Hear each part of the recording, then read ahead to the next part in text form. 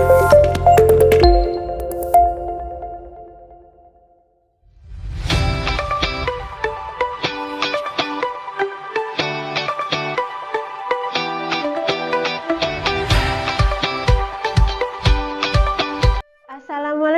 warahmatullahi wabarakatuh. Jumpa lagi bersama Bu Iin di sini di channel For Good Secang dalam pembelajaran tema 7 peristiwa dalam kehidupan, subtema 1 peristiwa kebangsaan masa penjajahan, pembelajaran yang kelima dan 6.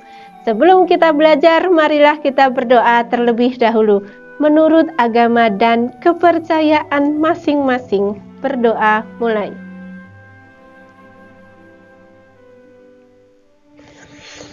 Amin.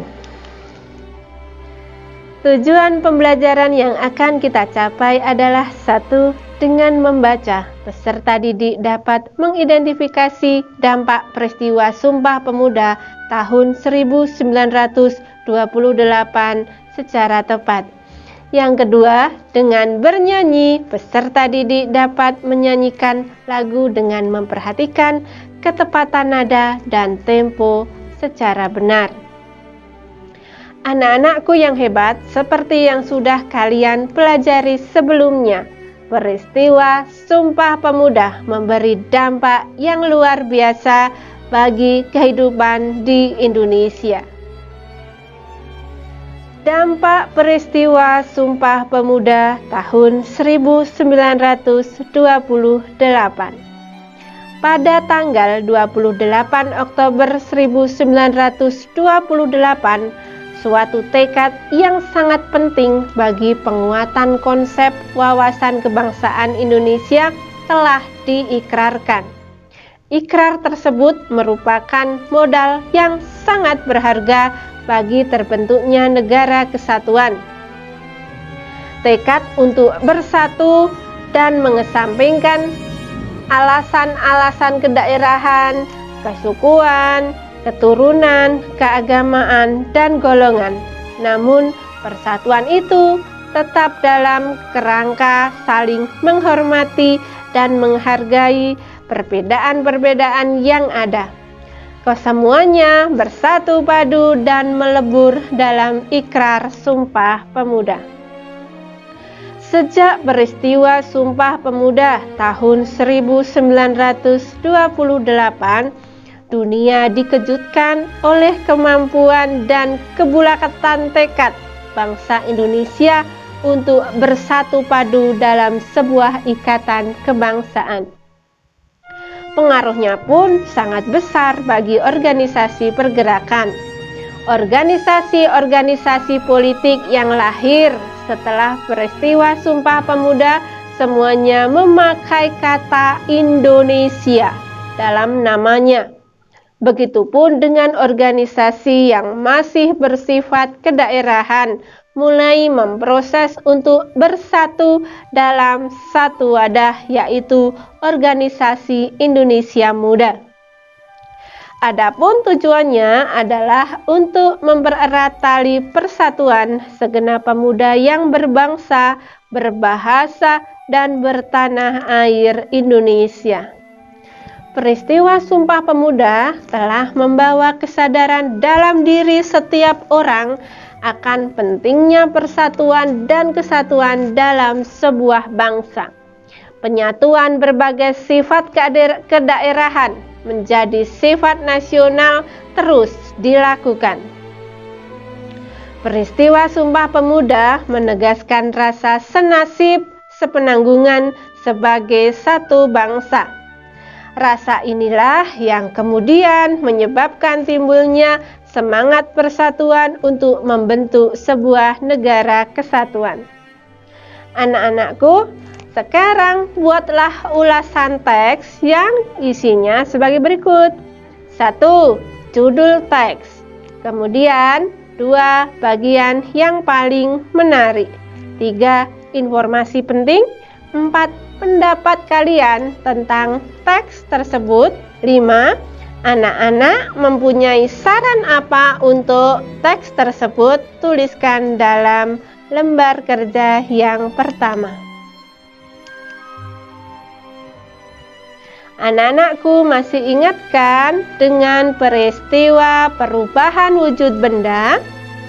Selain peristiwa mencair, membeku, dan menguap, masih terdapat dua peristiwa perubahan wujud benda. Perubahan wujud benda yang dimaksud adalah mengembun dan menyublim.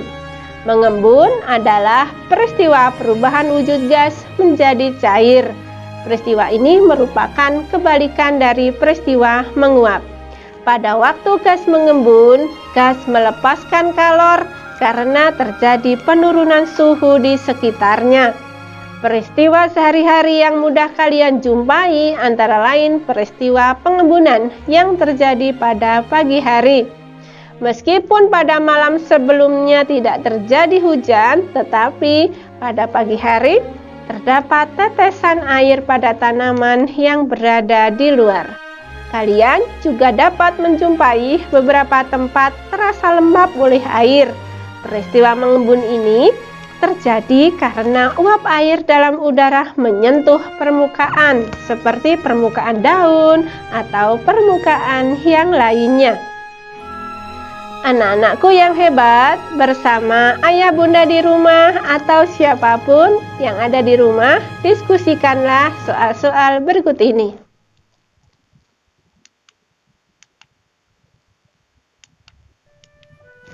Baik, sekarang kita akan mempelajari Kongres Perempuan Indonesia. Kongres Perempuan Indonesia berlangsung 3 kali pada tanggal 22 Agustus 1928 di Yogyakarta diselenggarakan Kongres Perempuan Indonesia pertama. Kongres ini diikuti berbagai wakil organisasi wanita, di antaranya Nyonya Sukamto, Nyonya Ki Hajar Dewantoro, Nona Suyatin. Kongres berhasil membentuk Perserikatan Perempuan Indonesia atau PPI. Kongres itu juga berhasil merumuskan tujuan mempersatukan cita-cita dan usaha memajukan wanita Indonesia serta mengadakan gabungan atau perikatan di antara perkumpulan wanita.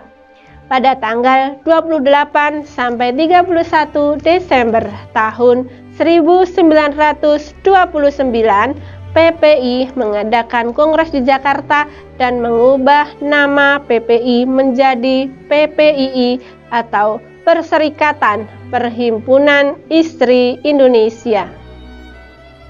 Tanggal 20 sampai 24 Juli tahun 1935 diadakan Kongres Perempuan Indonesia II di Jakarta yang dipimpin oleh Nyonya Sri Mangun Saskoro.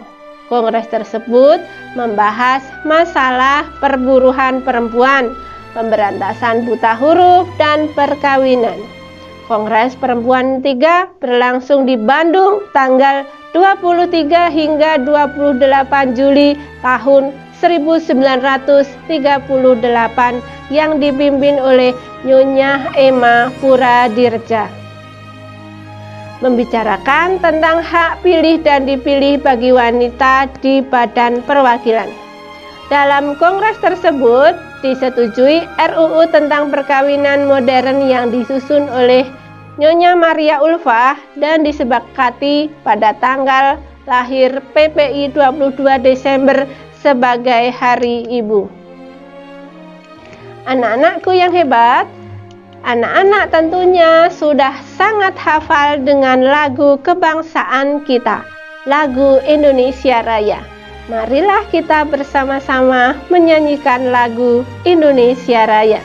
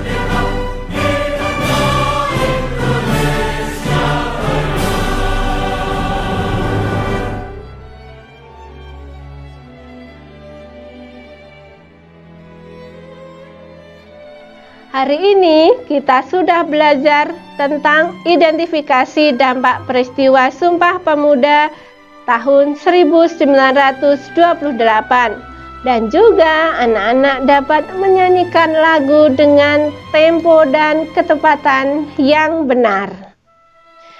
Baiklah, sampai di sini pembelajaran kita hari ini.